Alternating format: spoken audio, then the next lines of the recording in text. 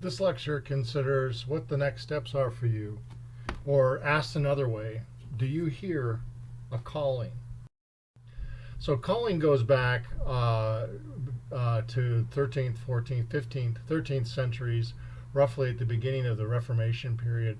That's when the doctrine for Christians of calling kind of came forward. That's what most Christians think of when they think of calling.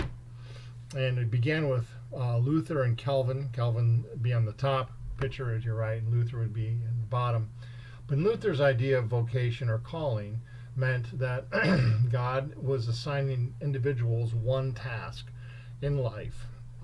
And this life task was something that you were called or gifted to do. It was somewhat of in contrast at the time of the Catholic monastic life of subsistence, which many people felt that was their calling. They were called into the monastic life, where they were called to practice some secular vocation. Luther tried to expand the definition to include all occupations. So a choice of occupation then was your calling, just like people were called into the monastic life. Luther wanted to expand that idea, and he was suggesting that your choice of occupation would be your calling, and that it would be in alignment with God's will for your life, His willing gifting. Wasting time or not doing the labor with direct glory to God would be wrong or a sin in the Christian doctrine. A willingness to work was essential, and obviously there were other applications, like he would suggest if you have a specific occupation you're called to, then the division of labor, which is Weberian. Max Weber later had said in his Protestant work ethic that there was a division of will. Max Weber also came up with this idea of bureaucracy, or first to identify it. And then finally, in calling for Luther, there was a consumption beyond anything. If there was a consumption beyond anything that was basic needs, it was considered wasteful. So Luther and Calvin both had these ideas, predominantly working at Luther's idea, but Calvin would come alongside much of what Luther had said and said this was true. And today, a lot of the conversations in Christian churches, and even in the broader culture, there carries with it this understanding of calling coming out of the Reformation era. One thing that might change or modify a little bit is some work that's been done by Paul Stevens, where he says that in fact we are called, but there's layers of calling. And he starts by first saying that there's an understanding that needs to be met for Christians, and that we're made in God's image, and that we're asked to be regents. So when we're made in God's image, there is an aspect where we're supposed to have this relationship to the world and those around us. That's what it means to image God. But specifically, we're to act as regents. And what regents do is they act on behalf of the king. And that's kind of the idea here, is that we're relational beings and are built for community. That's how we image God. But we're also regents. We're to act on behalf of the king. We're to exercise authority over over or of creation, but it's supposed to be intended to be in a stewardly or benevolent way.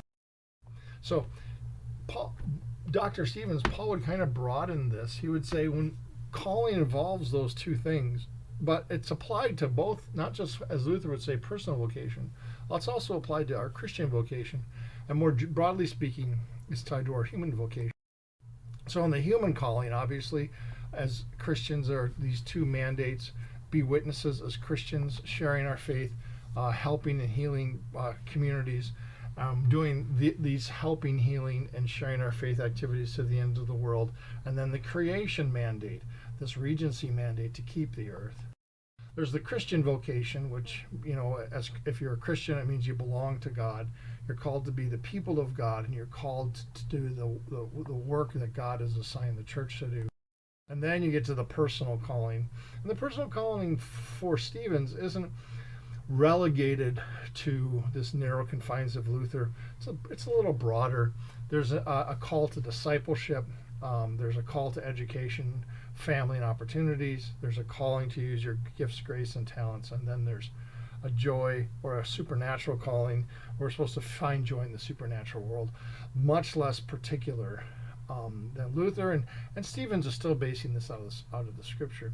Now, what this is the classic contemporized in Stevens' version of calling for the Christian, but a lot of people aren't Christians, and but the same evidence of this calling can be found in other places. So let's look at values theory just to kind of prove the point. So values theory involves a number of theorists. One, you'll see Schwartz is cited there, Shalom Schwartz, but we'll look at Vocation. There's a number of different people who, not from a religious perspective at all, they define what's endemic or common or within humans to be a human values. These are universal, and they're the part of the human condition, just as biological organisms. And there for Schwartz, there are 10 basic values, and I'll show you those here. These are the 10 basic values. You don't have to look at all of them, but he would just basically say, these are the things that motivate us: self-direction, stimulation, an exciting life, hedonism, pleasure, achievement, wanting to get things done, power, of course, having status or prestige, security, conformity, which really means more kind of restraining or temperance to your actions, tradition, respect and commitments for the things that you've been handed, benevolence, this preserving, enhancing the welfare, and universalism, appreciating and tolerating others. So those 10 values are not really, they're not, for Schwartz, they're not moral or immoral. They could have moral or immoral application, but they're 10 values that motivate. He called them instrumental values, meaning that they're instruments in motivating our behavior. So we just looked at some slides that talked about Christian calling and how Christian calling looks. And a lot of us, even if we're not Christian, we can accept a lot of the understandings of specific vocation, and we have these understandings of our various calling to use our gift. For Christians, we really, in those first couple slides we talked about, you can really begin to understand, where the doctrine of calling came from. But not everyone's a Christian, obviously, and not everyone even may have a world tradition that's a little different. I'm just suggesting now here that calling is still basically found in our human makeup, and I'll show you that in a second here, which is through Schwartz and Vocation, others who are attempting to say that meaning and purpose, calling, finding our way to meaning and purpose, being called to our meaning and purpose, this whole meaning and purpose conversation, they would say it has to do with values theory. And these values, in Schwartz's case, he said there are 10, and they motivate us. But these 10 values may motivate you, but they do so with an end goal in mind. So they're instrumental goals. Those are those terminal values. You see the instrumental values, you see in the middle of the wheel, those 10 instrumental values that act as motivations. And some of these values are more operative at different parts of our life, or because of personality, or because of religious tradition. They're more operative. Some people are really wanting achievement. That's what's motivating them. That's the value, the instrumental value, the thing that's motivating their behavior is achievement and success. And what they're trying to do is enhance themselves. So maybe a 20-year-old, 18 to 23, that's important for them. They're trying to establish their career. See, right on the other side, there's benevolence. They're trying to help somebody. That's something that's motivating somebody. It's an instrumental value. And what they're trying to get to is self-transcendence, trying to rise above themselves. So if you look at all of those instrumental values in the middle, you can see they end up with terminal values. And this is really interesting, because what the suggestion is here is that these values, these instrumental values, they're calling the individual to something, either self-transcendence or self-enhancement. Stimulation is calling you to if you want an exciting life, you have to be open to change. So you want to be open to change. If you want conformity to religious tradition, what you're being called to is to conservation, right? So whether that's tradition of religion, or tradition of the environment, you're going to conserve whatever that is. It changes in some ways by broadening the definition of calling to just about everyone. So the first couple slides, if you're a Christian, I think most of us if we're Christian, could resonate with it and say, yeah, that's pretty much, I'm familiar with it, or that makes sense, or that. Even if you're from another religious tradition, especially the Western religious traditions, you'd think, yeah, I can see even that in my faith, Judaism, or my faith of Islam. But now we've broadened the conversation to say, well, it isn't just a religious dynamic; it's a human dynamic. Now, obviously, God, or whomever, the deity could have made us this way. For Christians, we believe that God created us this way, these human values. But it sure does support this understanding of calling, direction.